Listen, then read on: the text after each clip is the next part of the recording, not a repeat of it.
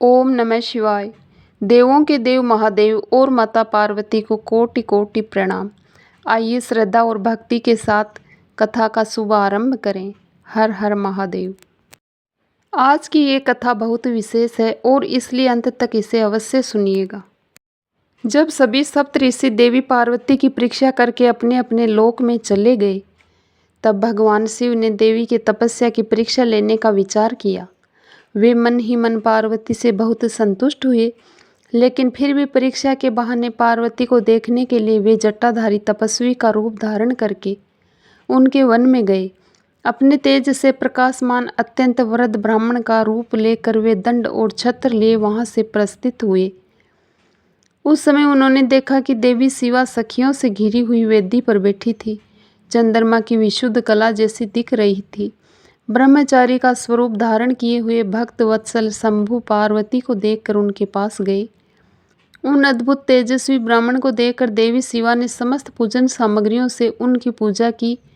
जब अच्छे से उनका स्वागत सत्कार हो गया, तब पार्वती ने बड़े प्रसन्नता और प्रेम के साथ उनसे पूछा, ब्रह्मचारी का स्वरूप धारण करके आए हुए आप कौन हैं और कहाँ से पधारे हैं? आप अपने तेज से इस वन को प्रकाशित कर रहे हैं, कृपया बताइए। तब उस ब्राह्मण ने कहा, मैं इच्छा अनुसार विचरण करने वाला ब्राह्मण हूँ, वृद्ध हूँ, पवित्र बुद्धि, तपस्वी, दूसरों को सुख देने वाला और परोपकारी हूँ। तुम कौन हो, किसकी पुत्री हो और इस निर्जन वन में किस लिए तपस्या कर रही हो? तुम ना तो बालिका हो ना वृद्धा हो, सुंदरी तरुणी जान पड़ती हो, फिर किस लिए पति के बिना इस वन में आकर कठोर तपस्या कर रही हो? क्या तुम वेद माता गायत्री हो, लक्ष्मी हो या फिर सरस्वती हो? यह मैं अनुमान से निश्चय नहीं कर पा रहा हूँ। तब देवी पार्वती ने कहा, हे विप्रवर, ना तो मैं वेद माता गायत्री हूँ, ना लक्ष्मी हूँ और ना सरस्वती। इस समय मैं हिमाचल की पुत्री हूँ और मेरा नाम पार्वती है। पूर्व काल में, इससे पहले के जन्म में मैं प्रजापति दक्ष की पुत्री थी। उस समय मेरा नाम सती था। इस जन्म में भी भगवान शिव मुझे मिल गए थे, लेकिन भाग्यवश काम को भस्म करके वे मुझे छोड़कर कहीं चले गए। उनके विरह से उद्विग्न होकर मैंने दृढ़ तपस्या करने का निश्चय किया और यहीं गंगा जी के तट पर आ गई। दीर्घकाल तक कठोर तपस्या करके भी मैं अपने प्राण वल्लभ को नहीं पा सकी और इसलिए अग्नि में प्रवेश कर जाना चाहती थी। इतने में ही मैंने आपको आया देखा और इसलिए क्षण भर के लिए रुक गई। अब आप बताइए, मैं अग्नि में प्रवेश करूंगी क्योंकि भगवान शिव ने मुझे स्वीकार नहीं किया, लेकिन जहाँ जहाँ मैं जन्म लूँगी वहाँ वहाँ शिव का ही पति रूप में वर्ण करूँगी। इस प्रकार कहते हुए देवी पार्वती अग्नि में समा गई। ब्राह्मण देव बार बार उन्हें ऐसा करने से रोक रहे थे, लेकिन देवी पार्वती की तपस्या के प्रभाव से वह आग उसी क्षण चंदन के समान शीतल हो गई। क्षण भर उस आग के अंदर रहकर जब पार्वती आकाश में ऊपर की ओर उठने लगी, तब ब्राह्मण रूपधारी शिव ने हंसते हुए उनसे पूछा, अरे भद्रे, तुम्हारा तप क्या है? ये कुछ भी मेरी समझ में नहीं आया। इधर अग्नि से तुम्हारा शरीर नहीं जला, यह तो तपस्या की सफलता का सूचक है, लेकिन अब तक तुम्हें अपना मनोरथ प्राप्त नहीं हुआ। तुम्हारा मनोरथ क्या है? तब पार्वती की प्रेरणा से उनकी सखी विजया ने कहा, हे साधु, तुमसे पार्वती के उत्तम चरित्र का और तपस्या के समस्त कारणों का वर्णन करती हूँ। आप सुनना चाहते हैं तो सुनिए। मेरी सखी गिरिराज हिमाचल की पुत्री है, काली नाम से विख्यात है। ये भगवान शिव के सिवा दूसरे किसी को नहीं चाहती है। उन्हीं के लिए 3000 वर्षों से तपस्या कर रही है। उन्हीं के लिए इतना भयंकर तप किया है। नारद मुनि के आदेश से यह कठोर तपस्या कर रही है। विजय का ये वचन सुनकर जटाधारी तपस्वी रुद्र हंसते हुए कहने लगे, सखी ने ये जो कुछ कहा है उसमें मुझे परिहास का अनुमान हो रहा है। अगर ये वास्तव में सच है, तब पार्वती देवी ने अपने मुंह से ये बात कही। उन्होंने कहा, हे जटाधारी विप्रवर, मेरी सखी ने जो कुछ भी कहा वह सत्य है। मैं मन, वाणी और क्रिया द्वारा सत्य ही कहती हूँ। मैंने साक्षात पति भाव से भगवान शंकर का वर्ण किया है। यद्यपि मैं जानती हूँ कि वह दुर्लभ वस्तु भला मुझे कैसे प्राप्त हो सकती है, फिर भी मन की उत्कंठा से विवश होकर मैं तपस्या कर रही हूँ। इतना कहकर पार्वती देवी चुप हो गई। पार्वती के ऐसा कहने पर दंडधारी ब्राह्मण देवता रुक गए और उनसे कहने लगे, देवी मेरी एक बात ध्यान से सुनो। मैं सब कुछ तुम्हें तत्व बता रहा हूँ। महादेव जी के प्रति मेरे मन में गौरव बुद्धि है, इसलिए मैं उनको सब प्रकार से जानता हूँ। ऋषभ के चिन्ह से अंकित ध्वजा धारण करने वाले महादेव जी सारे शरीर में भस्म में रमाए रहते हैं, सिर पर जटा धारण करते हैं, धोती की जगह बाघ का चाम पहनते हैं, चादर की जगह हाथी की खाल ओढ़ते हैं, हाथ में भिक्षा मांगने के लिए खोपड़ी लिए रहते हैं। झुंड के झुंड सांप उनके सारे अंगों में लिपटे देखे जाते हैं। वे विष खाकर ही पुष्ट होते हैं। जो अभक्ष होता है उसका वे भक्षण करते हैं। उनके नेत्र बड़े भद्दे हैं, देखने में डरावने हैं। उनका जन्म कब कहाँ कैसे हुआ कोई नहीं जानता। वे निर्वस्त्र घूमते हैं। मैं समझ नहीं पा रहा हूँ कि किस कारण से तुम उन्हें अपना पति बनाना चाहती हो। तुम तो स्त्रियों में रत्न हो, तुम्हारे पिता समस्त पर्वतों के राजा है। फिर ऐसी उग्र तपस्या के द्वारा वैसे पति को पाने की अभिलाषा क्यों कर रही हो? क्यों सोने की मुद्रा देकर बदले में कांच पाना चाहती हो? उस ब्राह्मण देव द्वारा शिव की ऐसी निंदा सुनकर पार्वती देवी क्रोधित हो गई और उनसे कहने लगी, बाबा जी अब तक तो मैं ये समझ रही थी कि कोई दूसरे ज्ञानी महात्मा आ गए हैं, लेकिन अब आपकी सभी बात खुल चुकी है, विशेषकर जब आप उस दशा में जब आप अवश्य ब्राह्मण हैं। अब मैं क्या ही कहूँ आपसे। आपने जो कहा है वह सब मुझे ज्ञात है। आपने कहा था कि मैं शिव को जानता हूँ। अगर आपकी ये बात ठीक होती तो आप ऐसी युक्ति और बुद्धि के विरुद्ध की बातें नहीं करते। आप ब्रह्मचारी का स्वरूप धारण करके मुझे ठगने के लिए यहाँ पर आए हैं। असंगत युक्तियों का सहारा लेकर छल कपट से बातें कर रहे हैं। आप नहीं जानते वास्तव में शिव निर्गुण ब्रह्म है। समस्त गुण जिनके स्वरूप भूत है, उनकी जाति कैसे हो सकती है? प्रकृति उनसे उत्पन्न हुई है, फिर उनकी शक्ति का दूसरा क्या कारण हो सकता है? जो सबके आदि कारण है, उनकी अवस्था और आयु का माप तोल कैसे हो सकता है? भगवान शिव के भजन से ही जीव मृत्यु को जीत लेता है और निर्भय हो जाता है, इसलिए उन्हें मृत्युंजय के नाम से जाना जाता है।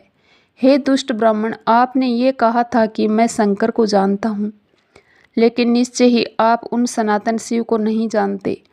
आप जैसा कह रहे हैं वैसे भी अगर भगवान शिव है तब भी वह मेरे अभीष्टतम देव है।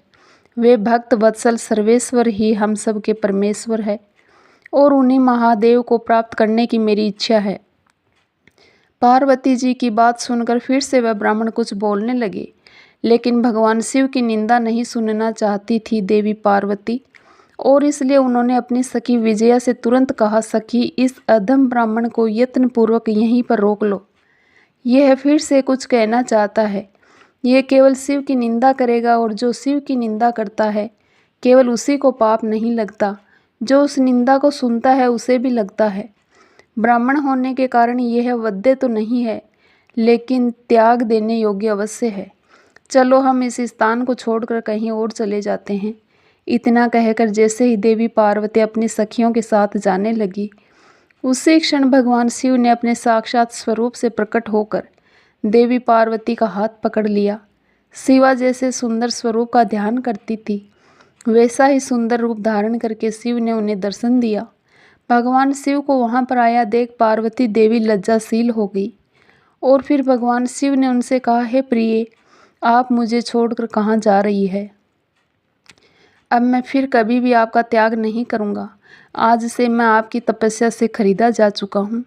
अब आपके बिना एक क्षण भी मैं नहीं रह सकता। आप मेरी सनातन पत्नी हैं। मैंने अनेक प्रकार से आपकी बारंबार परीक्षा ली है। लोक लीला का अनुसरण करने वाले मुझ स्वजन के अपराध को क्षमा कर देना। तीनों लोकों में तुम्हारे जैसी अनुरागिणी मुझे दूसरी कोई दिखाई नहीं देती। मैं सर्वथा तुम्हारे अधीन हूँ। तुम मेरी पत्नी हो और मैं तुम्हारा वर हूँ। तुम्हारे साथ मैं शीघ्र ही अपने निवास स्थान उत्तम पर्वत कैलाश पर चलूँगा। महादेव जी द्वारा ऐसे मधुर वचन सुनने पर पार्वती देवी अत्यंत आनंद मग्न हो गई।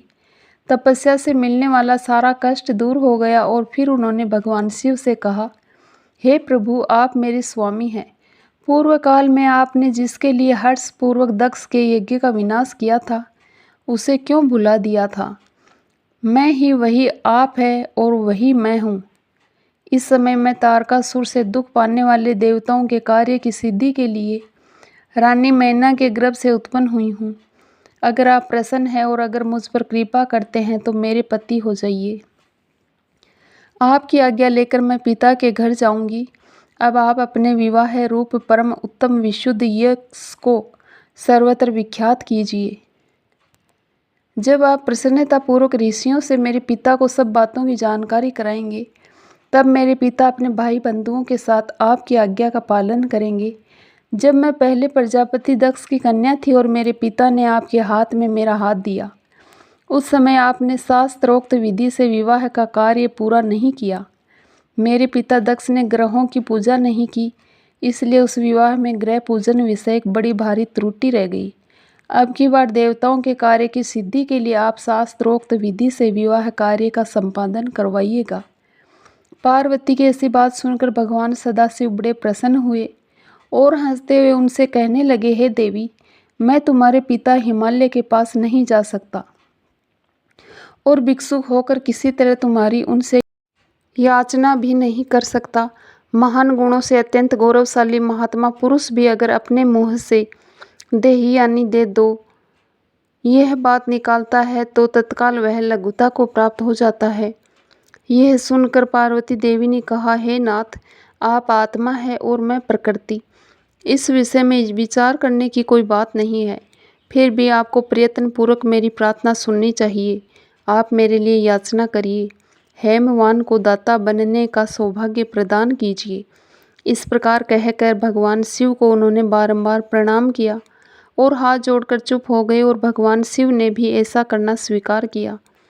भगवान शिव और माता पार्वती के बीच इस वार्तालाप को संपन्न करके दोनों अपने अपने स्थान पर चले गए।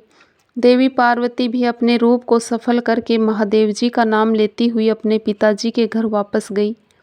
उन्हें वापस आया देखकर सभी लोग अत्यंत प्रसन्न हो गए और सुखपूर्वक उनसे मिलने लगे।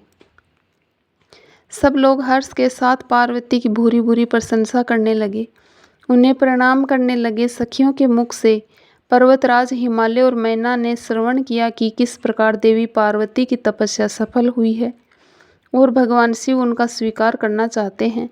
ये सारा वृत्तांत सुनकर पर्वतराज हिमालय के महल में चारों ओर आनंद फैल गया।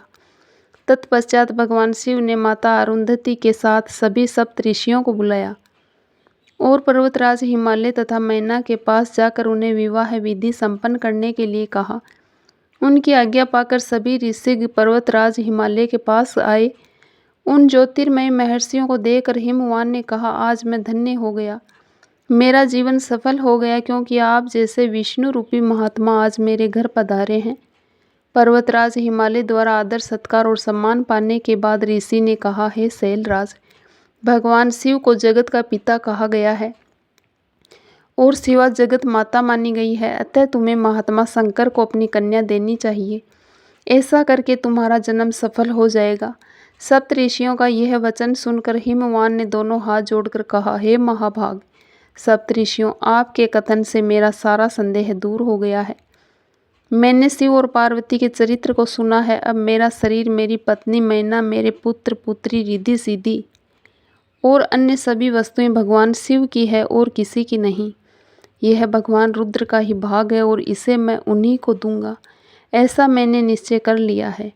तत्पश्चात सभी ऋषि मुनियों ने गिरिराज कुमारी पार्वती को हाथ से छूकर आशीर्वाद देते हुए कहा, हे शिव, तुम भगवान शिव के लिए सुखदायिनी हो, तुम्हारा कल्याण होगा। ऐसा कहकर सभी मुनियों ने गिरिराज को प्रसन्नतापूर्वक फल फूल देकर विवाह के पक्के होने का दृढ़ विश्वास कर दिया। चौथे दिन उत्तम लगन का निश्चय करके परस्पर संतोष दे वे सप्त ऋषि भगवान शिव के पास गए। वहां जाकर उन्होंने शिव को नमस्कार किया, सुंदर सूक्तियों में उनका स्तवन किया और फिर उनसे कहा, हे देव देव महादेव, आपके इन सेवकों ने जो कार्य किया है उसे जान ले। हमने नाना प्रकार के सुंदर वचन और इतिहास सुनाकर गिरिराज और मैना को समझा दिया है। गिरिराज ने आपके लिए पार्वती का वाग्दान किया है। अब आप अपने पार्षदों और देवताओं के साथ उनके यहाँ विवाह के लिए जाइए। अब शीघ्र ही हिमाचल के घर पधारिए और वेदोक्त रीति के अनुसार पार्वती का अपने लिए पाणी ग्रहण कीजिए। तब भगवान शिव ने कहा, हे महाभाग सप्तऋषियों, विवाह को तो मैंने पहले कभी देखा नहीं है और ना ही सुना है। तुम लोगों ने पहले जैसा देखा हो उसके अनुसार विवाह की विधि करिए। महेश्वर के ऐसे शुभ वचन को सुनकर वे सभी ऋषि हंसने लगे और उन्होंने सदाशिव से कहा, हे प्रभु, आप सबसे पहले तो भगवान विष्णु को और विशेषतः है उनके पार्षदों सहित सभी को शीघ्र बुला लीजिए। फिर समस्त पुत्रों सहित ब्रह्मा जी को बुलाइए। देवराज इंद्र को, समस्त ऋषियों को, यक्ष, गंधर्व, किन्नर, सिद्ध, विद्याधर, अप्सराओं को भी आमंत्रित कीजिए। उन सब को आदर सहित बुलाइए और वे सभी मिलकर आपके कार्य का साधन करेंगे। ऐसा कहकर वे सातों ऋषि उनकी आज्ञा लेकर भगवान शिव की स्तुति का वर्णन करते हुए वहाँ से अपने अपने आश्रम में चले गए। और उसके बाद क्या हुआ ये हम जानेंगे हमारे इसी शिव महापुराण कथा की अगली कड़ी में। ओम नमः शिवाय। भगवान भोलेनाथ आप सभी की मनोकामनाएं पूर्ण करे, आपके जीवन में सुख, शांति और समृद्धि का वास हो। हर हर महादेव।